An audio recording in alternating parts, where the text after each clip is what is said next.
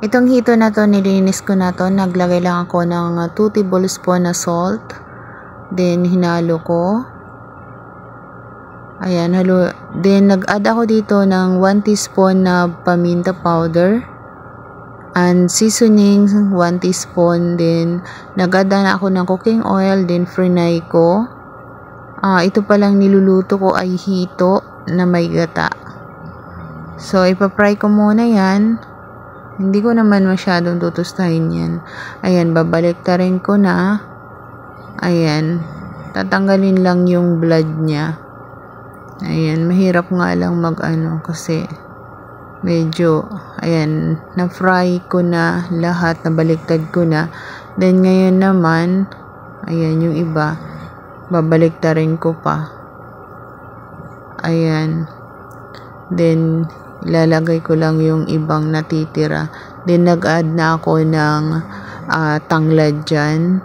Then, luya, bawang, sibuyas, at saka, yun nga, sili.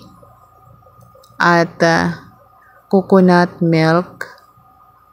Ayan, mga 2 cups yan ng coconut milk. Ayan, then nag-add ako ng 1 cup ng water. Ayan, then pinakuluan ko yan ng mga 5 minutes.